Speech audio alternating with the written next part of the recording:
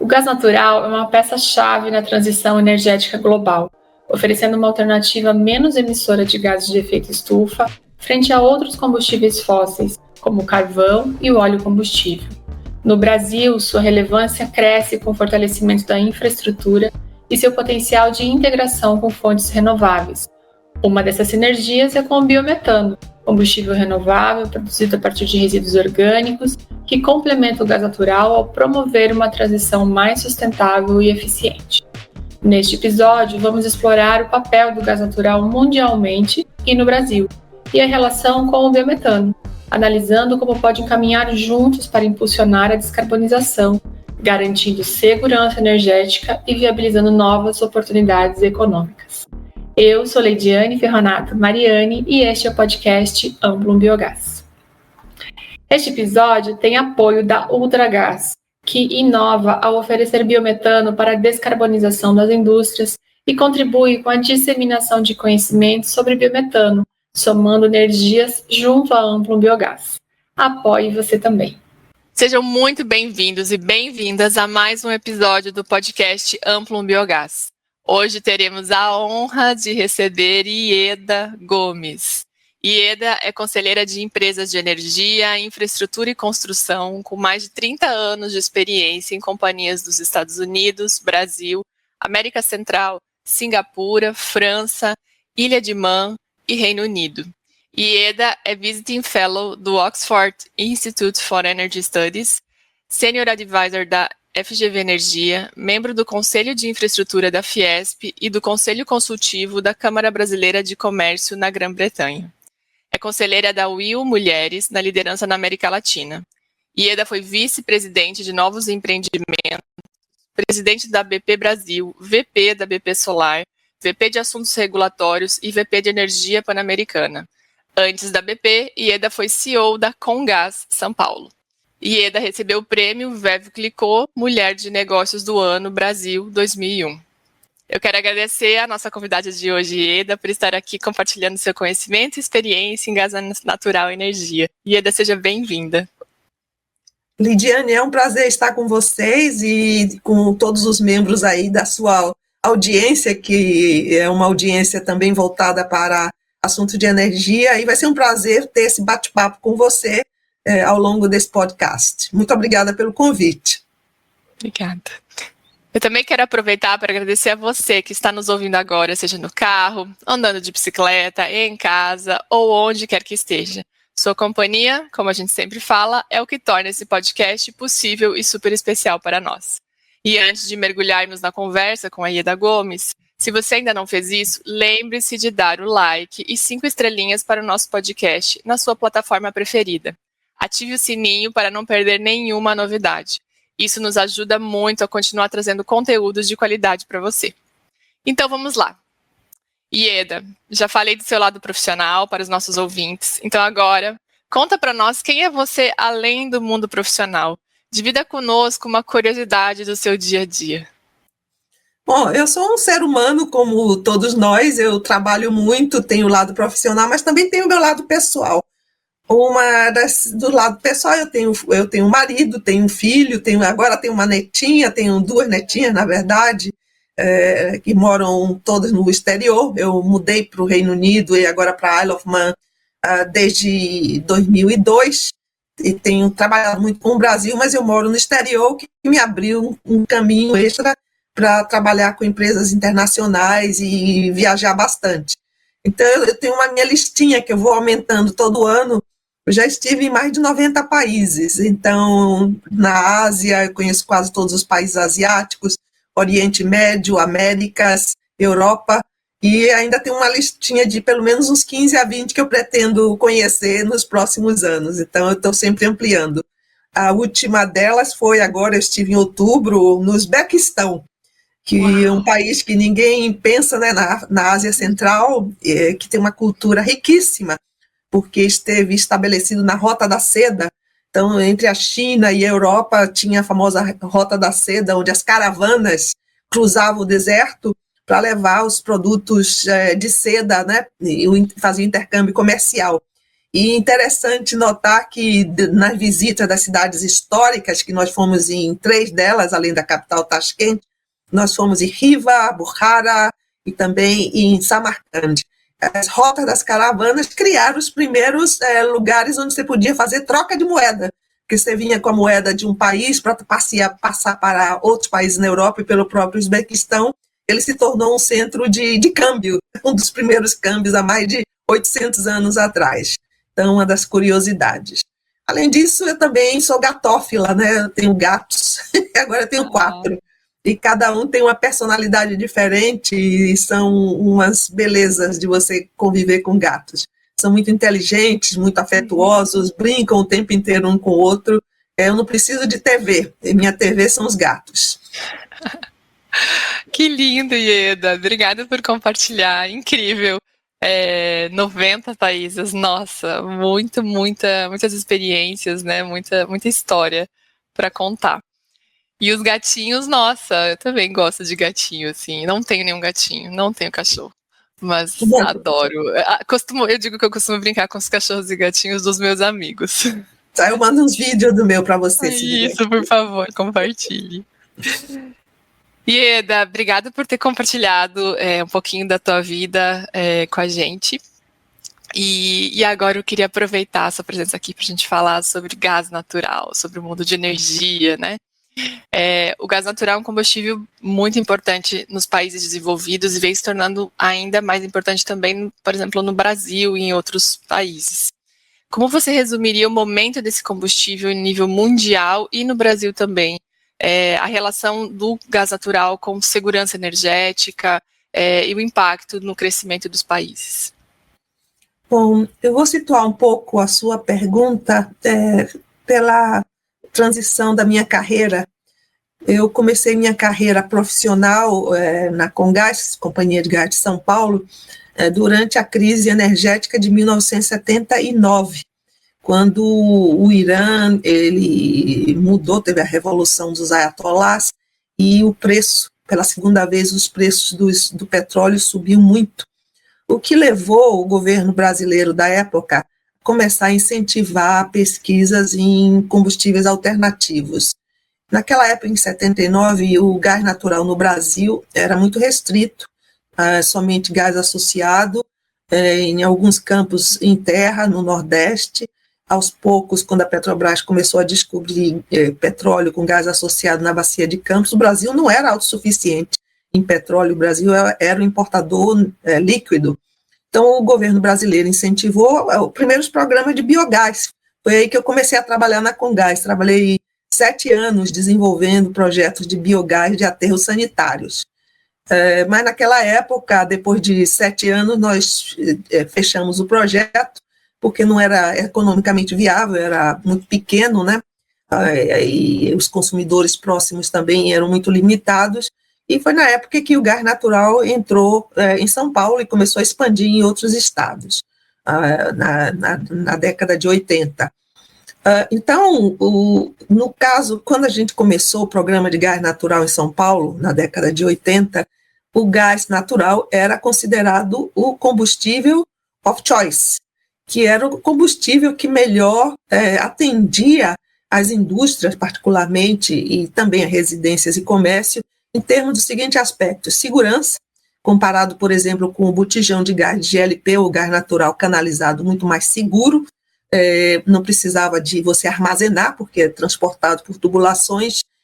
Para a indústria, melhorava muito a eficiência dos processos industriais, e você tinha menos emissão de particulado, comparado com óleo, combustível e com carvão, menos emissões de nitrogenados, se você tivesse um controle de temperatura na chaminé razoável, e também era muito mais eficiente em alguns produtos, como cerâmica, como vidro, mesmo na indústria têxtil, o gás sendo mais puro, mais limpo, proporcionava uma maior qualidade dos produtos. Então, nós começamos a comercializar gás natural, baseado como combustível de escolha, era um pouco mais caro do que o óleo, mas que aumentava a eficiência dos processos, era mais seguro e também menos poluente. quando a São Paulo deu aquela arrancada maior para o programa de gás natural, a poluição do ar em Cubatão, em São Paulo, caiu muito, porque as emissões industriais caíram muito. Nós também fizemos projetos pioneiros de gás em veículos, né, os primeiros projetos de CNG, gás natural comprimido em veículos, nós fizemos em São Paulo. Aliás, fizemos um projeto experimental com biogás de aterro sanitário que nós purificamos, colocamos um cilindro no teto de uma Brasília e começamos a rodar São Paulo, e foi daí que deu o arranque desse programa pioneiro. Então, biogás foi muito importante no desenvolvimento inicial da indústria, mas aos poucos, com gás natural entrando em maiores quantidades, maiores volumes, ficou-se por um tempo restrito o biogás a alguns projetos de aterros sanitários. Mas, como eu diria, no Brasil começou como um combustível de escolha, a melhor escolha, pelas suas características. Na Europa também, no caso da Europa e dos Estados Unidos, a descoberta de gás natural no Mar do Norte, na Europa, e o gás russo, que foi uma fonte inicial muito grande de suprimento para a Europa, e nos Estados Unidos, que sempre teve gás em terra, que era o gás convencional, antes da Revolução do Shale Gas, e tinha também gás associado no Golfo do México.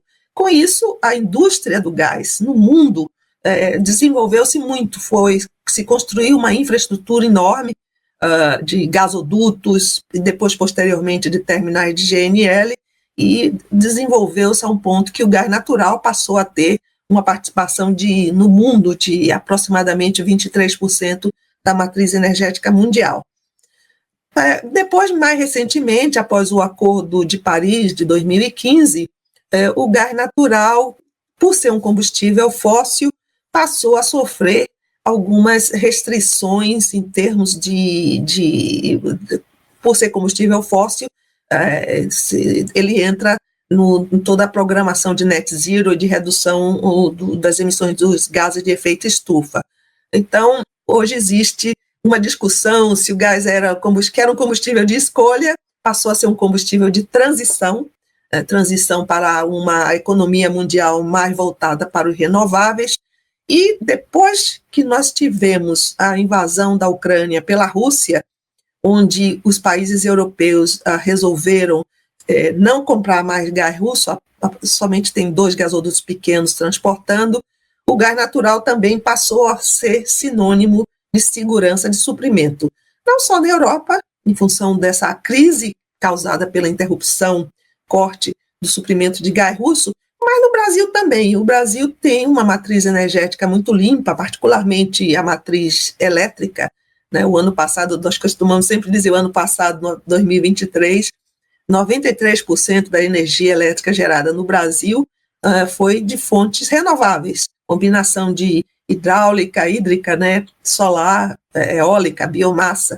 Esse ano vai ser um pouco diferente em função das ondas de calor e da seca.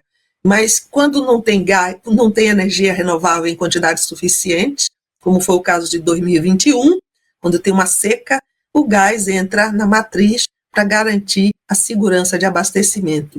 Há muitos anos que não tem crise, apagões no Brasil, porque se não tem vento, se não tem água, as centrais elétricas a gás natural proporcionam essa segurança de abastecimento. Aqui na Inglaterra, na semana passada não tinha vento. A Inglaterra tem muita geração eólica onshore e offshore e precisou acionar também as turbinas a gás natural. Então, ele passou de combustível, é uma transição interessante, combustível de escolha, combustível de transição e agora combustível garantindo segurança de abastecimento.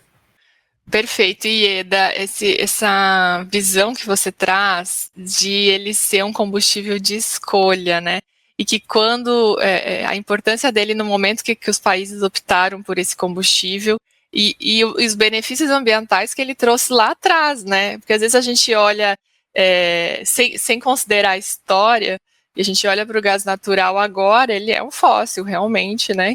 Dentro de uma lógica que a gente vem buscando de redução de consumo de fósseis, ele acaba sendo muitas vezes colocado como um vilão. Mas teve um momento da história que ele foi uma opção muito importante para a redução de impacto ambiental, de poluição, né? E não tinha né, me dado conta dessa dessa história toda. Espero que os ouvintes estejam gostando, porque realmente é uma visão, a gente precisa entender a história, né, para entender também como vai ser o futuro. Você trouxe um ponto, Ieda, do combustível de transição, antes até de colocar ele como de segurança energética. Normalmente eu penso assim, como um energético, como trazendo segurança antes de suprimento e depois como transição energética. Mas então o gás natural ele já foi um combustível de transição energética. E aí eu aproveito para já fazer a próxima pergunta, que ele vem sendo apontado, essa imagem do gás natural como gás de transição vem sendo fortalecida nos últimos anos. E, na sua visão, quais são os principais desafios e oportunidades para expandir o uso de gás natural no Brasil, considerando esse momento que a gente está de demanda por descarbonização? Bom, no Brasil, o consumo de gás natural tem sido praticamente estático. Nos últimos 10 anos, você vê um crescimento muito minguado da demanda industrial, da demanda residencial e comercial, mesmo do CNG, que no Brasil já tem mais de 1 milhão de carros convertidos a gás natural. A razão dessa digamos assim, estática, né, dessa demanda estática, é o preço. O gás natural no Brasil é muito caro para o consumidor final.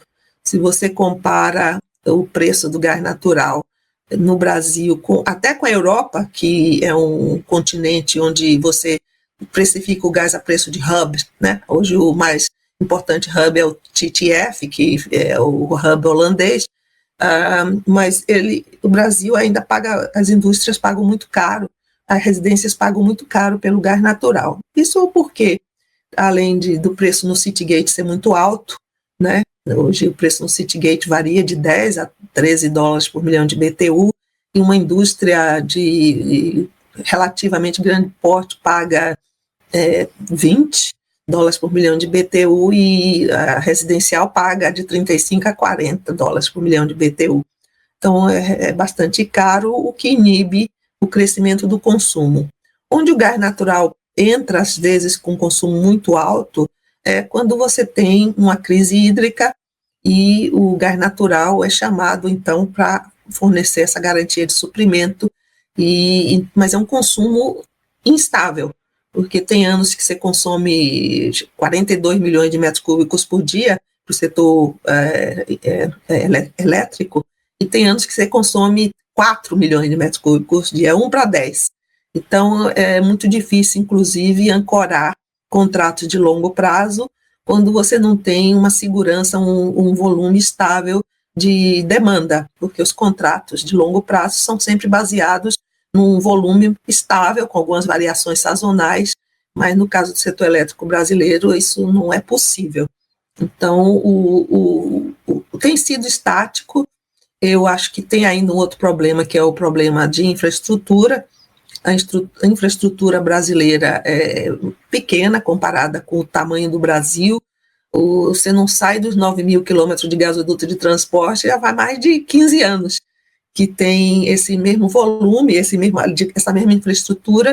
Tem crescido bastante a parte de rede de distribuição, porque várias distribuidoras, principalmente aí em São Paulo, eles têm investido muito em expandir a infraestrutura, a malha de gasodutos de distribuição para atender consumidores residenciais e comerciais, mas isso não é verdade em todo o país. Tem alguns estados que têm avançado muito, outros têm sido mais tímidos.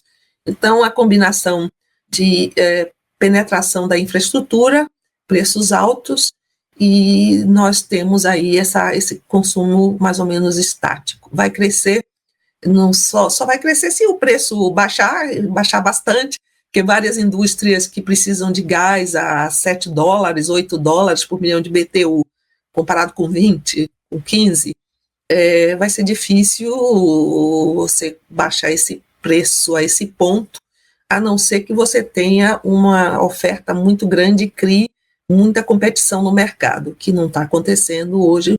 O mercado é dominado por um player, que é a Petrobras, e com outros players de menor porte que ajudam, né, na liquidez do mercado, mas não tem volumes substanciais para criar uma competição. Então, você tem, por exemplo... desculpe. Não, fique à vontade, Ieda. Por exemplo, nos Estados Unidos, o preço do Henry Hub tem sido $2 por milhão de BTU. Então, o consumidor industrial americano, mesmo residencial, paga muito baixo, é um preço muito barato. Então, se você tem uma empresa multinacional que tem que tomar uma decisão de investir baseado principalmente uma indústria que seja de alto consumo energético, energointensiva, ela vai procurar se instalar num país onde a matéria-prima seja mais barata. Então, entre decisão de investimento no Brasil ou nos Estados Unidos, por exemplo, para uma nova indústria, a diferença de preço é enorme. Isso é um ponto bem importante quando a gente pensa em crescimento industrial, né? Quando a gente pensa, Ieda, que para um país se desenvolver, a gente precisa cada vez mais agregar valor aos produtos, né? Industrializar eles no nosso país, no Brasil. E a gente vê esses números que você traz para a gente de preço de gás natural. Isso pode gerar um impacto grande em tornar um pouco mais lento o nosso desenvolvimento industrial, né? A gente vê algumas iniciativas agora de governo no sentido do gás para empregar, outras tentativas de destravar esse ponto que você trouxe de preço e infraestrutura. Você poderia trazer assim a sua opinião sobre isso? Como você vê, considerando toda a tua experiência, né, de 30 anos, como eu li no seu currículo, como você vê, você acha que isso vai ser um ponto realmente de destravar esse mercado? São medidas, eu diria, o decreto que foi, digamos, publicado recentemente, como resultado do gás para empregar, ele tem medidas estruturantes como permitir que a empresa PPSA, que é o governo, né, que é a empresa que hoje administra a participação do governo nos contratos de partilha, mas ela pode agora comercializar gás, por exemplo, antes ela não podia. E precisa ver como é que ela vai ter acesso aos gasodutos de escoamento e às plantas de tratamento de gás. Mas os volumes que são da União, que poderiam ser comercializados pela PPSA, não vão crescer imediatamente, vai crescer no médio prazo, talvez para uns 3 milhões de metros cúbicos por dia, que não é uma quantidade muito grande. Tem o gás da Petrobras, que ela precifica a preço de GNL, que poderia ser mais barato, porque os custos da infraestrutura de escoamento e das plantas de tratamento de gás, e como o gás é um gás associado ao petróleo, então ele poderia ter um preço mais baixo, mas hoje uma parcela muito grande, aliás, mais da metade da produção de gás brasileira é reinjetada para aumentar a produção de petróleo. Então, vai ser uma discussão caso a caso de quais os campos que poderiam ter gás suficiente para alavancar ou entrar na infraestrutura de escoamento, por exemplo, na região sudeste. Já tem 3 gasodutos de escoamento, Rota 1, 2 e 3, ou para justificar um 4º gasoduto, mas que custaria alguns bilhões de dólares. Então, são investimentos de grande porte, que talvez pudessem ser feitos em regime de consórcio, né? No caso, por exemplo, da Noruega, o governo norueguês criou uma empresa de participação mista que administra e que opera os gasodutos de escoamento, porque também na Noruega a maior parte do gás produzido é no mar, mas eles também usam muito pouco gás lá, eles exportam a maior parte do gás deles para outros países. Então, são medidas de longo prazo, estruturantes, mas quando você precisa ter mais competição no mercado, porque se a competição não existe, e volumes, oferta muito grande, quando você tem maiores volumes, você tem a possibilidade, e vários agentes competindo, você tem possibilidade de ter preços mais baixos. Ótimo. O que eu fico, assim, eu acho bem interessante quando eu participo dos debates do setor de gás natural,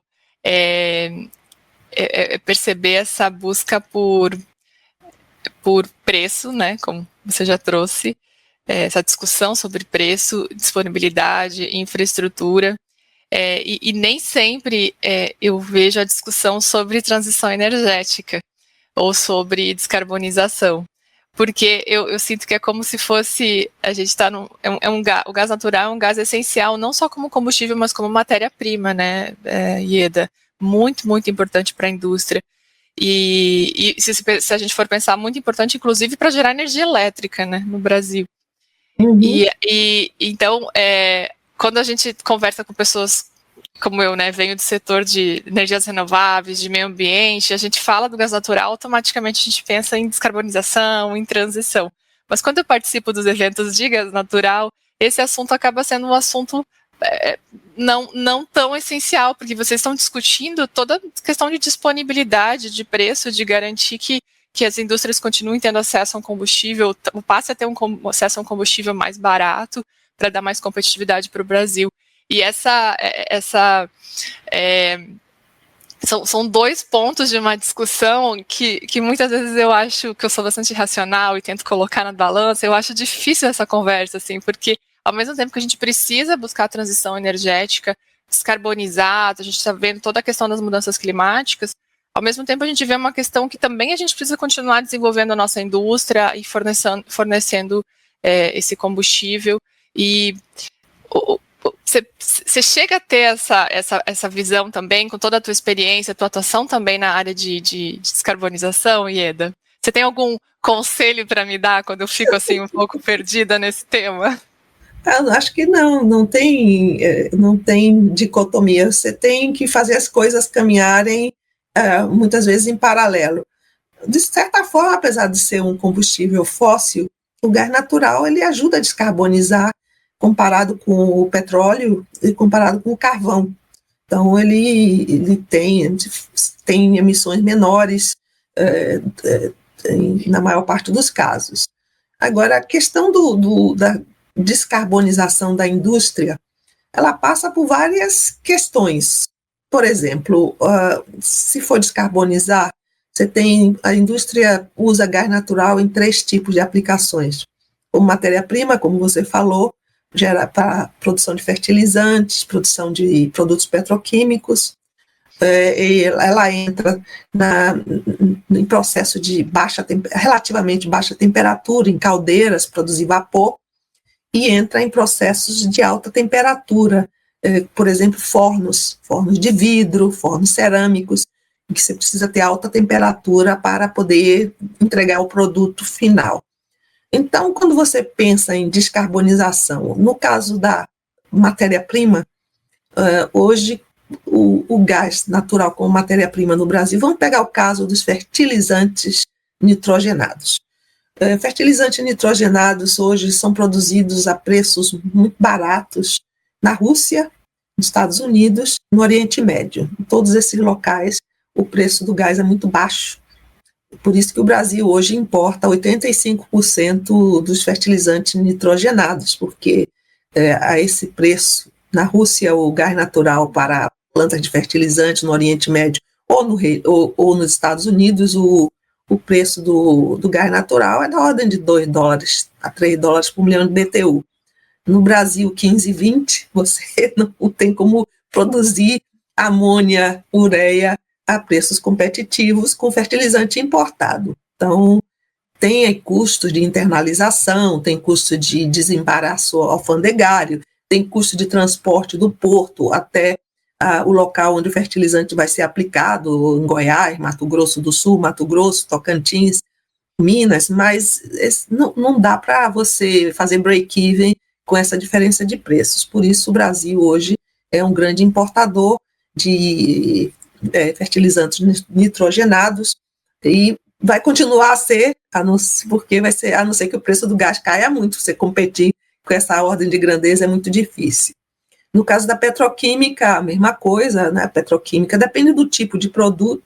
Nós temos algumas indústrias petroquímicas aqui no Brasil que usam nafta de petróleo, que usam gás natural, mas se você vai fazer uma indústria petroquímica nova, como eu falei, é mais competitivo localizar a indústria no Oriente Médio ou nos Estados Unidos. Nos processos de baixa temperatura, em termos de caldeiras, por exemplo, você pode transicionar do gás para outros produtos não fósseis. O que a indústria tem feito em vários locais aí em São Paulo, o pessoal está usando cavaco de madeira, lenha, madeira. Pode usar biogás, né? Se tiver biogás em quantidades suficientes, você pode transicionar do gás ou do óleo para esses produtos. Pode também converter, embora não seja tão eficiente, sua caldeira para caldeira elétrica, mas você pode transicionar. Existem alternativas, é uma questão de preço e disponibilidade de biomassa vegetal ou de biogás, ou biometano também. Agora, nos processos de alta temperatura, que implicam em fornos, por exemplo, e volumes muito altos, né? Você precisa de 100 mil metros cúbicos aqui, 50 mil acolá, metros cúbicos por dia, você poderia converter esses fornos para biogás, por exemplo. Eletrificar já seria impossível por causa das temperaturas e do tipo de reação química que você precisa ter de contato com o produto.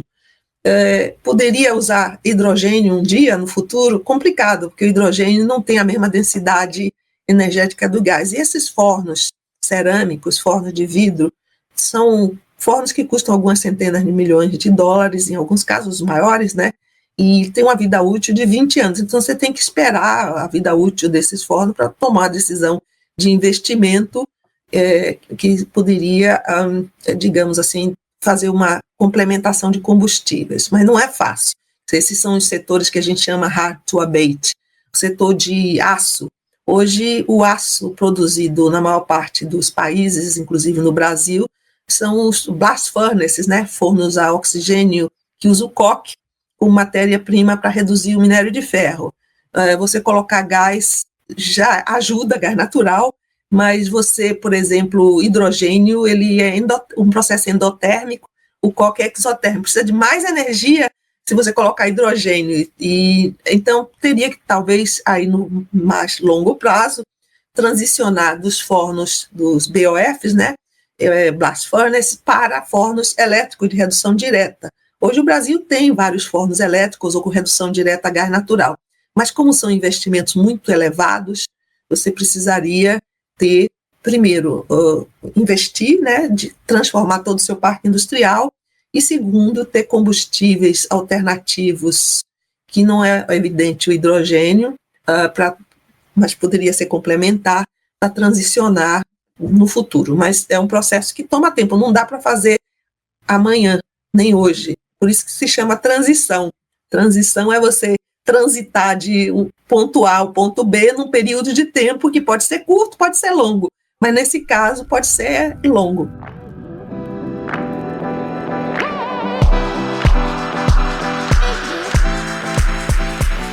O Minuto Energia e Conhecimento começa agora.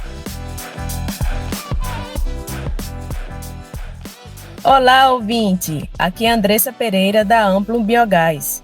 Neste episódio, vamos falar sobre outro subproduto gerado em uma planta de biogás, o digestato. Conhecido pelo seu potencial como fertilizante, devido à alta concentração de nutrientes como nitrogênio, fósforo e potássio, ele promove a fertilidade do solo e pode substituir o uso de fertilizantes químicos.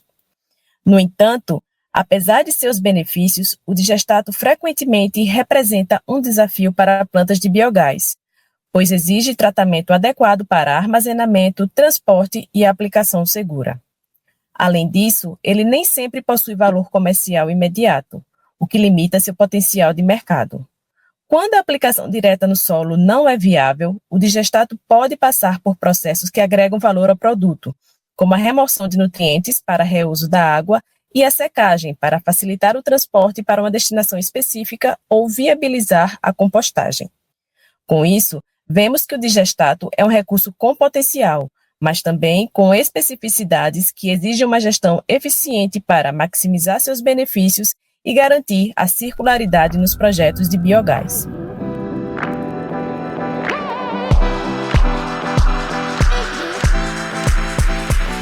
Quer saber mais? Acesse o nosso site amplumbiogás.com.br. O Minuto Energia e Conhecimento foi oferecido pela Ultragaz. Pessoal, aproveitem e acesse o episódio 14 com o tema Integração do biometano ao mercado de gás canalizado, que foi gravado com Marcelo Mendonça, da Associação Brasileira das Empresas Distribuidoras de Gás Canalizado, a ABGás. Eu acredito que pode ser um episódio bastante interessante para vocês escutarem depois desse episódio com a Ieda e complementarem essa visão sobre um outro elo da cadeia de gás natural, que é a distribuição, né, que é fazer esse gás chegar nos consumidores do Brasil.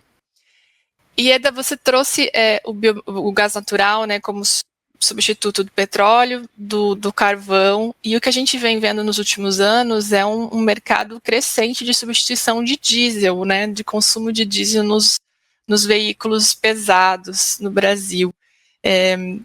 Como você vê esse avanço do gás natural e daí, consequentemente, o biometano intercambiável nesse caminho da substituição do diesel, ou seja, os caminhões, né, os veículos pesados a gás? Você acha que é um mercado que, do que você acompanha internacionalmente, você acha que é um mercado que vai, falei caminhões, mas também ônibus e outros veículos, né?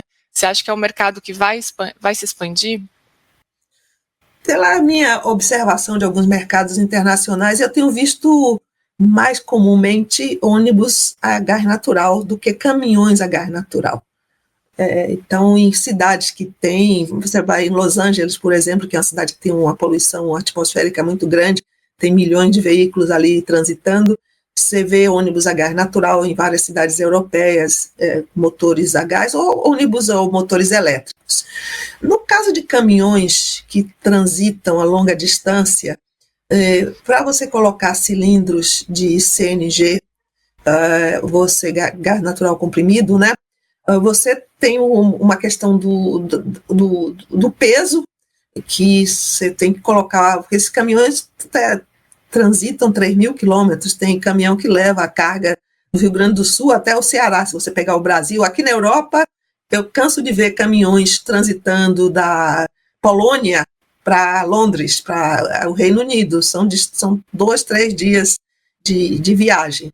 Então, para você ter esses caminhões, o uso de gás natural, ou mesmo biometano, em caminhões de longo percurso, os dois desafios são os seguintes. Um é o desafio do peso, né, que você tem que equilibrar os cilindros, cada cilindro tem um equivalente a 70 quilos, mais ou menos.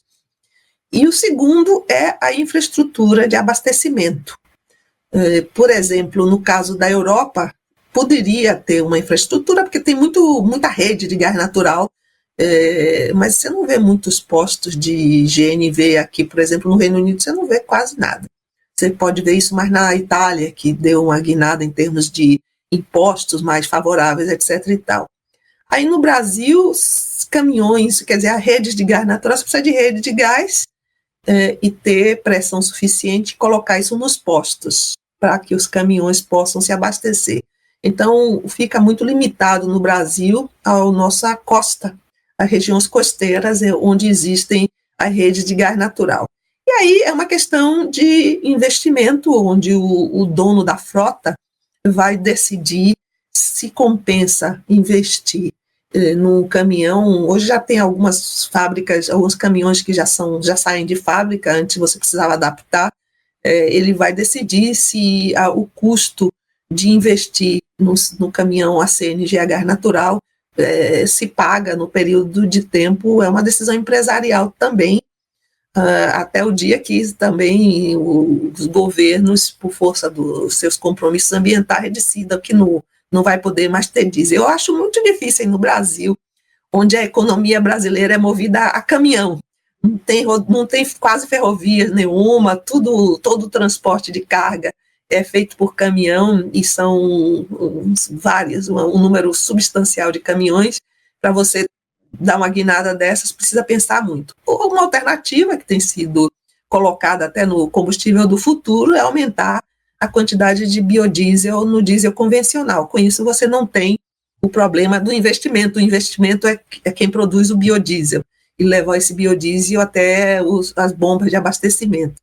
Então, eu não vejo uma coisa excluir a outra, são questões de disponibilidade, decisão de investimento, e onde tem rede você pode, ou ter a disponibilidade do gás natural para veículo, hoje já tem para GNV, pode o caminhão abastecer também ali. Mas é uma combinação de várias possibilidades.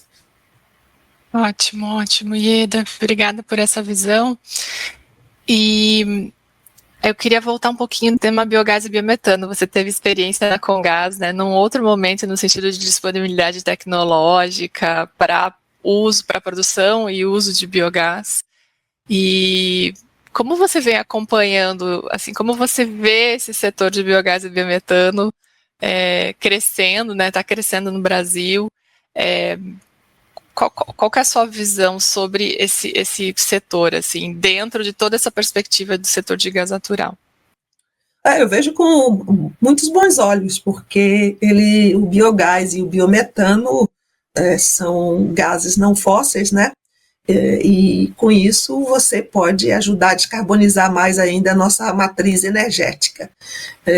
Então eu vejo com bons olhos. O Brasil tem uma produção de biomassa muito grande, por várias fontes, né? Você tem tanto os aterros sanitários, que hoje a tecnologia mais usada no Brasil para dispor resíduos sólidos urbanos é o aterro sanitário, que produz biometano. Então, ou você usa o biometano na produção de eletricidade, né, direto, como várias empresas estão fazendo, ou você purifica, transforma o biogás em biometano e injeta na rede ou vende para o consumidor que tem interesse nesse biometano. Então, depois você tem tem as estações de tratamento de esgoto, que hoje não tem muita produção de biodigestão.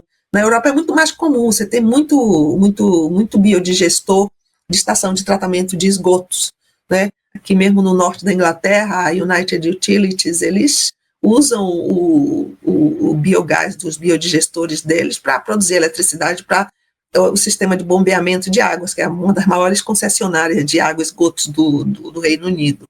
Então, é muito comum ter biodigestores de estações de tratamento de esgoto, e já tem sido utilizado há décadas. Outra fonte, no Brasil, claro, é a vinhaça, né, produção do etanol, que tem uma composição orgânica muito interessante.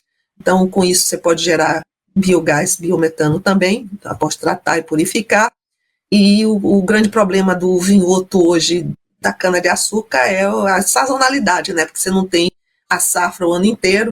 Então, com isso, a disponibilidade de gás o ano inteiro não se coloca, e é muito difícil você armazenar durante a safra para depois vender gás na entre-safra. Então, ele vai ter que combinar com o gás natural, né? E aí você gera outros problemas, porque quem está comprando gás natural quer comprar gás, ou o vendedor quer vender perfil estável. Enquanto que, se você comprar só por 3, 4 meses, também vai ter uma questão aí de preço, de precificação e disponibilidade. Então, são desafios que se colocam. E a quarta fonte no Brasil são as indústrias alimentícias, as indústrias que produzem laticínio, as grandes cooperativas rurais que têm laticínios, que têm matéria orgânica, que poderiam também gerar biogás, mas, dependendo da localização, o grande desafio também é a existência de infraestrutura para trazer esse biogás até o consumidor. Então, se coloca aí o modal também de caminhões, né, com pressão, purificação com pressão, e trazer esse gás, esse biometano ao consumidor através de caminhões.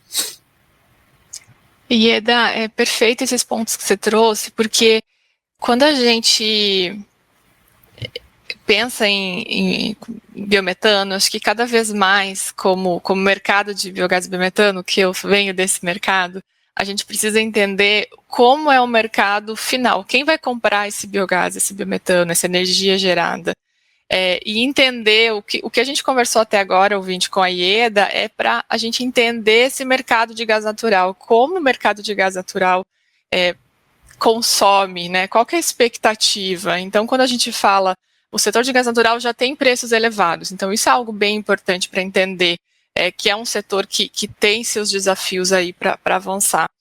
E essa demanda de um gás natural disponível o ano inteiro, as distâncias, a própria infraestrutura não tão desenvolvida. Então, acho que é bem importante essa conversa que a gente está tendo com a Ieda para entender os desafios desse cliente potencial do biogás e do biometano e para encaixar esse setor de biogás e biometano nesse mercado. E eu queria aproveitar também e deixar mais um episódio para vocês escutarem como recomendação, né? A gente teve o episódio 1, que foi com o Gabriel Kropsch, que até é professor da Amplum Biogás, sobre biometano, perspectivas, modelos de negócios e o novo mercado de gás. Então, ele faz um pouco essa relação do biometano com o gás natural, que eu acho que pode ser bastante interessante. Ieda, na prática, como que você vê, assim, talvez os principais desafios, olhando do ponto de vista de uma profissional super experiente em gás natural, qual você vê os desafios para o biometano passar realmente a compor esse mercado de gás natural no Brasil? Bom, antes de falar no desafio, eu vou falar nas oportunidades. Por favor. As oportunidades, eu entendo que são bastante interessantes, particularmente para indústrias, empresas que aderiram à descarbonização, que têm programas e compromissos de net zero, particularmente empresas multinacionais estabelecidas no Brasil, e particularmente as europeias, que são muito, digamos assim, committed, né, com net zero. Então, para essas empresas, ter biogás ou biometano no seu mix energético é muito interessante, porque ajuda em seus planos de descarbonização. Então, a oportunidade está aí, né, no sentido de descarbonizar a indústria, que tem metas já de longo prazo estabelecidas, e também muitas dessas indústrias têm metas intermediárias de redução muito importante em 2030. Muitas dessas indústrias, particularmente naquelas que eu já participei do conselho, quando você olha os 3 escopos, escopo 1, 2 e 3, no escopo 2, que é a compra de energia elétrica renovável, ou através de compra direta, ou PPAs, ou através de certificados de energia renováveis, muitas dessas indústrias, particularmente no Brasil, que tem uma matriz energética muito verde, né, renovável, elas estão ou já atingiram ou estão próximas de atingir o escopo 2. O escopo 3 não vamos nem falar, que é uma montanha tão grande e ainda está em discussão como é que você vai fazer todo o accounting desse escopo 3. Aí entra o escopo 1. O escopo 1 são as suas emissões diretas. Então, essas indústrias têm tido dificuldades em descarbonizar o escopo 1 em função da disponibilidade ou indisponibilidade de combustíveis renováveis. E aí o biometano entra nessa equação como uma oportunidade para ajudar bastante a descarbonizar o escopo 1 dessas indústrias. Agora, quais são os desafios? Primeiro, desafio, volumes que possam atender o consumo dessas indústrias. Várias indústrias eu tenho acompanhado aí no Brasil, têm já assinado contrato de compra de biometano. Bom, volume em quantidade suficiente para atender o parque industrial brasileiro. Segundo, como nós já colocamos, a infraestrutura, porque você tem indústrias localizadas, por exemplo, em regiões que não tem biometano. Vamos dizer que você esteja no Vale do Paraíba e o biometano é produzido na região de Ribeirão Preto. Então, você poderia até fazer um swap, mas você tem a questão de que as infraestruturas de distribuição do Brasil são segregadas e separadas, e não necessariamente você consegue injetar no gasoduto de transporte. Então, primeiro, como eu falei, o volume. Segundo, disponibilidade e infraestrutura e um modelo regulatório que permita esse tipo de swap, que você emite o certificado, você compra tributo ambiental e você compra ali, vende acolá, tem que fazer um negócio mais dinâmico. Mas o mais importante também é o preço, porque as indústrias, elas estão dispostas a comprar combustível alternativo, renovável, se o preço também for favorável, particularmente aquelas onde o combustível entra com um peso muito forte na sua composição de custos. Então, existe muita reticência, eu vejo nas conversas que eu tenho com a indústria, de pagar muito caro por um combustível alternativo. Então, você precisaria ter realmente uma combinação de fatores para tornar esse combustível mais atraente e poder realmente comercializar. Uma das maneiras de ajudar, eu sou contra subsídios, eu acho que subsídio é um monstro que quando você cria, você termina não tendo mais controle, né? Você vê em vários lugares, você começou a colocar o subsídio, mas você pode ter incentivos no tempo, que você pode dar algumas, digamos, algumas vantagens fiscais, né, em termos de impostos, diversos impostos que entram na composição da produção do biogás ou na adaptação dos equipamentos. Pode pensar em financiamentos com custos mais baratos. Por exemplo, hoje o Brasil você tem uma das taxas de juros mais altas do mundo, mas o governo capta dinheiro através do sistema BNDES a um custo muito barato, que é o FGTS dos trabalhadores. Então, o governo poderia, por exemplo, oferecer financiamentos com um custo muito mais barato, para poder alavancar certos investimentos para transformar a matriz energética dos consumidores e também viabilizar a produção. Então, incentivos, custos mais baratos de financiamento seriam importantíssimos. Ótimo. Obrigada por toda essa visão bem completa e essa conexão do gás natural com o biogás. Você tem um ponto que você falou na sua conversa, deixa eu começar de novo. 3, 2, 1. Ieda, tem um ponto que você falou, que é a sua participação em conselhos de empresas e essa visão da transição energética. A gente gostaria de te perguntar, como que a agenda de descarbonização e transição energética é hoje tratada nessas entidades? Assim, ainda você vê como um assunto relativamente marginal, considerando todas as demandas de desenvolvimento, de crescimento, de custos das empresas? Ou você acha que a gente está assim, com uma temática prioritária nos debates das empresas? Eu vejo isso como um ponto muito forte nas empresas, particularmente as empresas europeias e asiáticas. Elas têm realmente se comprometido com a descarbonização, levando em conta as dificuldades, mas elas têm colocado metas de longo prazo e metas intermediárias. Então, as multinacionais europeias, quase todas elas entraram inclusive com o SBTI, né, que é o Science Based Targets Initiative, que você faz um commitment em descarbonizar num período de tempo.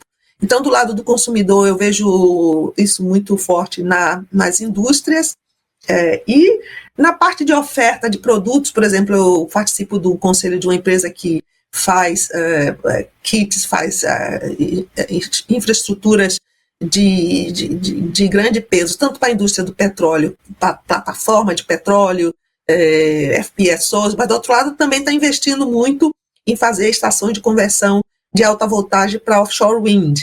Então eu vejo também as indústrias que ofertam produtos e serviços se posicionando também para ofertar produtos mais descarbonizados. Agora, com tudo isso, você tem ainda um contexto de dificuldade, tanto no escopo 1, né, a existência de moléculas verdes aí que te ajude a descarbonizar, ou eletricidade para mudar o processo, e no escopo 3, que envolve milhões de fornecedores, milhões de consumidores. Esse é um desafio ainda muito grande que está sendo muito difícil de empresas de grande porte equacionar. Para você ter uma ideia, em grande parte das empresas, o escopo 3 é 3 vezes ou 4 vezes maior do que o escopo 1 e 2 somados. Exatamente, eu estava vendo algumas empresas do setor de proteína animal, como eles são bastante intensivos no sentido de transporte, né, de fretes, o próprio fornecedor o produtor de carne, né, o agricultor, tudo isso entra no escopo 3, né, então acaba sendo muito maior o escopo 3 e a empresa não tem tanto controle sobre isso, né, ela pode dar indicações, caminhos, mas não necessariamente obrigar o fornecedor a reduzir as emissões. Eu acho que tem um potencial importante aí nesse escopo 3, quando a gente fala na substituição do diesel por biometano, mas concordo plenamente que é um desafio importante. Ieda, eu não posso deixar de te perguntar sobre a tua trajetória como mulher no setor. Então, a sua atuação é uma atuação de destaque, né? Você tem 30 anos de experiência, assumiu cargos de liderança. Como que é ser reconhecido em um setor historicamente dominado por homens? Como foram seus primeiros passos? Que avanços você percebeu desde então na inclusão de mulheres no setor energético? Eu fui uma das idealizadoras da Rede Mulheres do Biogás, da qual você é conselheira, nos apoia.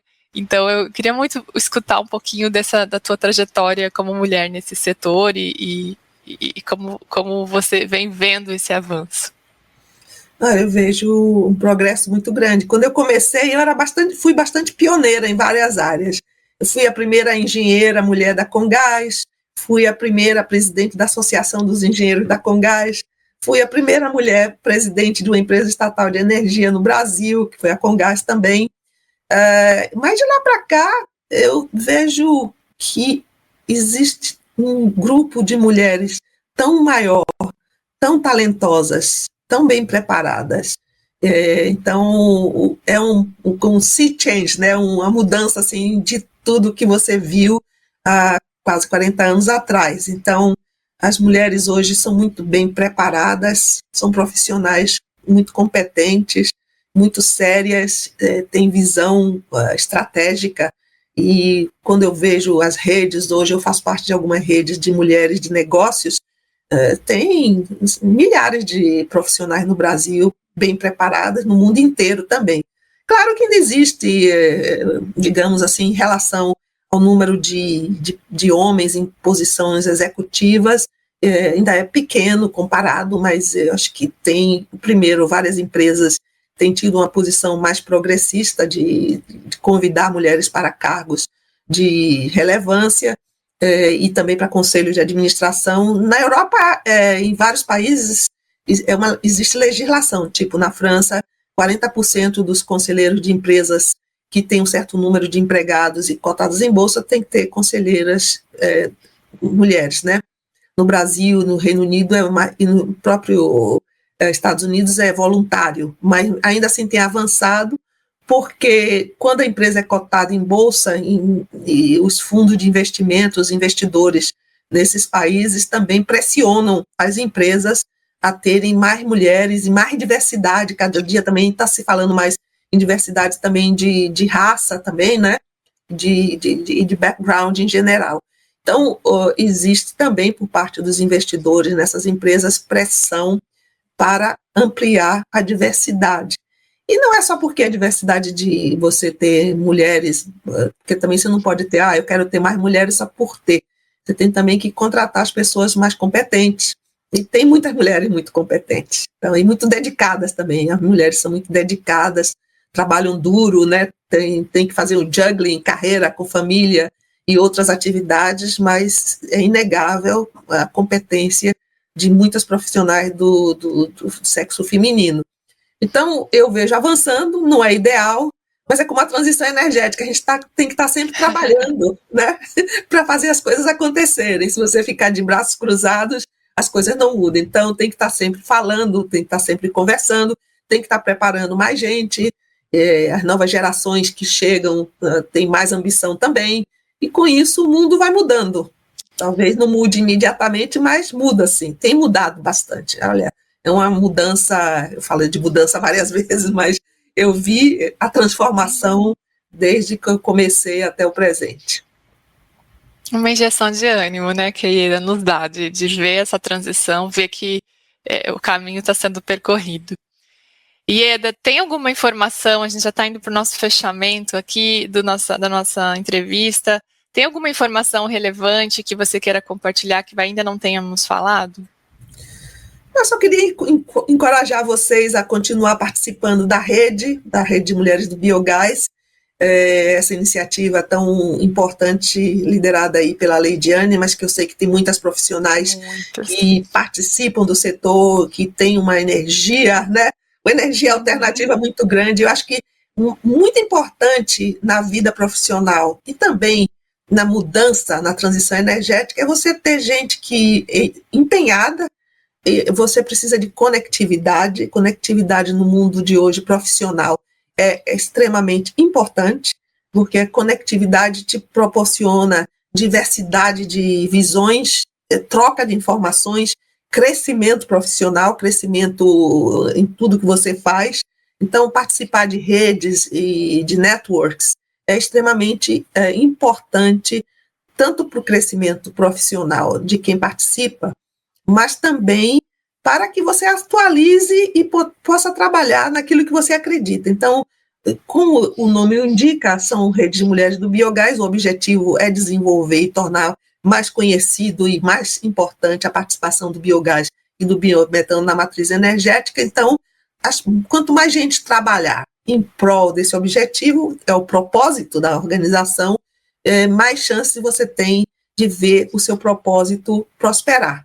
Claro que nem tudo que a gente espera vai acontecer de uma hora para outra, né? Muitas vezes a gente tem que ter um pouco de paciência, mas também tem que ter outra coisa que é importante, persistência. Então, o mundo só funciona e só se transforma com inovação, persistência e conectividade. E novas ideias também são muito importantes, e inovação é importante para qualquer transição profissional e transição energética. Que linda mensagem, Ieda. Eu quero aproveitar, já que a Ieda trouxe o tema da rede, agora eu queria deixar para as mulheres que estão escutando e para os homens que estão escutando e tem mulheres em suas equipes, né, recomendam que acessem, quem ainda não faz parte, a gente já tem 500 mulheres, é uma iniciativa voluntária, já que está com quase 5 anos de vida, tem um grupo de WhatsApp com mais de 500 mulheres, então quem não faz parte ainda, acessa o site www.mulheresdobiogás.org/contato, que vai ter indicação lá de como se inscrever para fazer parte da rede e ter bastante networking, e a gente trabalhar juntas aí para o crescimento do setor de biogás e biometano do Brasil, nesse caminho de transição, né, de persistência de trabalho, como a Ieda nos traz. Ieda, antes da gente se despedir, eu gostaria de te pedir uma mensagem final e já você trazer a sua recomendação. A gente gosta de pedir para os nossos convidados que compartilhem com os nossos ouvintes um livro, um filme, um podcast, um evento ou qualquer outra coisa que tenha te inspirado recentemente. Você quer deixar alguma recomendação para a gente? Eu posso deixar. Em termos de livro, eu acho que é importante ler os livros do Daniel Yergin, que é um dos autores mais conceituados e mais lúcidos na área de energia. Ele é americano, né, foi o fundador da CERA, né, que é uma das instituições que foram precursoras na análise de energia, demanda, supply, e o livro dele, o New Map, The New Map, ele posiciona muito bem as questões de energia com geopolítica, porque energia também é geopolítica, né? Você tem produção no Oriente Médio, tem na Rússia, tem as guerras, tem o shale gas que veio revolucionar a produção de combustíveis, gás natural nos Estados Unidos. Então, o Yergin, ele e ele fala de uma maneira bastante, digamos, sem grandes jargões. Então, eu recomendaria o New Map na área de energia.